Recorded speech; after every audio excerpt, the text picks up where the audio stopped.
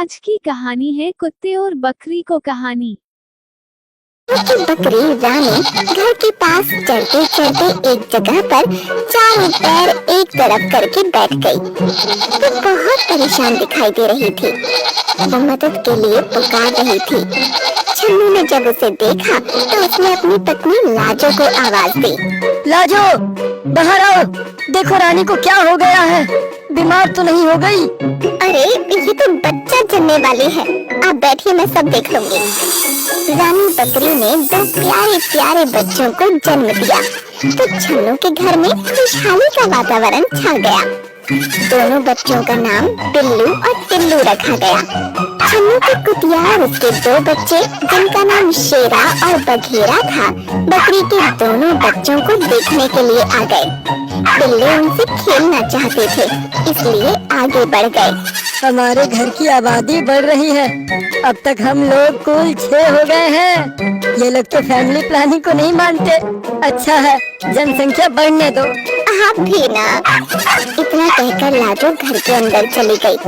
कुत्ते के पिल्ले और बकरी के बच्चे आपस में खेलने लगे। छन्नू ये देखकर बहुत खुश हो रहा था। वो भी उनके साथ खेल लेता था। उसे सब परिवार के सदस्य ही लगते थे। वो उनकी सुरक्षा का पूरा ध्यान रखता था। रात के समय बकरी रानी और उसके बच्चे एक कमरे के अंदर रहते। कभी कभी कुतिया और उसके बच्चे भी वहीं रहते थे। एक दिन कुतिया और उसके बच्चे रात के समय कमरे के बाहर ही बैठे थे। अचानक एक सियार छन्नू के घर की बाउंड्री के अंदर आ गया। कुतिया के कान खड़े हो गए। उसे अपने बच्चों की चिंता हो गई। उसने झट से शेरा और बघेरा को पीछे सुरक्षित स्थान पर भेज दिया और उनके आगे खुद सतर्क होकर बैठ गई। सियार ने रानी बकरी के कमरे में जाने की कोशिश की। वो बार बार दरवाजे को धकेलना चाहता था। जब दरवाजा नहीं खुला तो वो कुतिया और उसके बच्चों की तरफ मुड़ गया।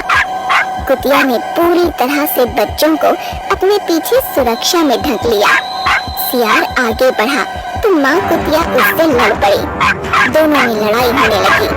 सियार बच्चों की तरफ जाने लगता तो कुतिया उस पर टूट पड़ती। अपने बच्चों को बचाने में उसकी जान पर बनाई। छन्नू तब तक डंडा लेकर बाहर आ गया।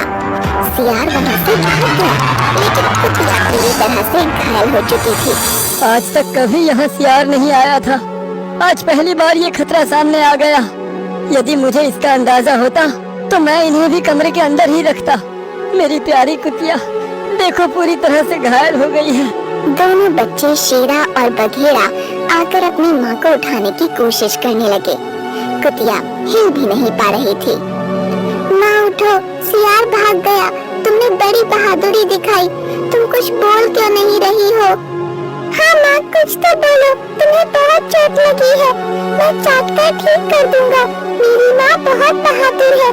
माँ उठ जाओ ना, मुझसे बातें करो ना। कुतिया बेचारी कुछ देर पहले ही भगवान को प्यारी हो गई थी। उसका निर्जीव शरीर भला अब क्या बोलता। छन्नू और लाजो की आंखों में आंसू आ गए। उनके परिवार का एक सदस्य सदा के लिए उनसे दूर हो गया। शेरा और बघेरा अनाथ हो गए। छन्नू और लाजो को उन पर बड़ी दया आ रही थी। ये दोनों दूध पीते बच्चे अभी बहुत छोटे हैं, बिना माँ के हो गए हैं। इन्हें तो ये भी नहीं पता कि अब इनकी माँ इस दुनिया में नहीं रही। रानी बकरी भी वहाँ पहुँच गई थी। उसने सब समझ लिया। वो शेरा और बघेरा के पास आ गई।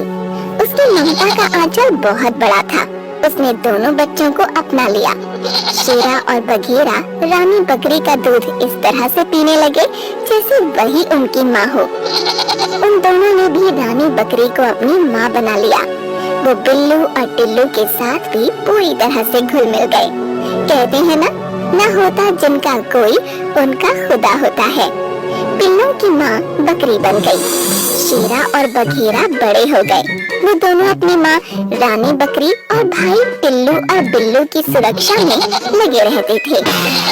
एक शाम सूरज ढलते ही वही सियार फिर से आ गया। कमरे का दरवाजा खुला था। रानी बकरी और बिल्लू टिल्लू वहीं पर थे। सियार जैसे ही आगे बिल्लू और टिल्लू की ओर बढ़ने जा रहा था, कि शेरा और बघेरा ने उस पर हमला बोल दिया।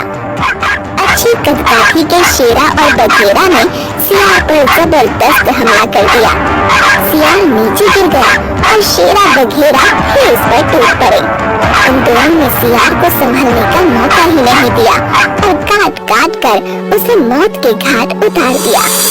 इस तरह से उनके द्वारा रानी बकरी, टिल्लू और बिल्ली की सुरक्षा हो गई और उन्होंने अपनी माँ की मौत का बदला भी ले लिया।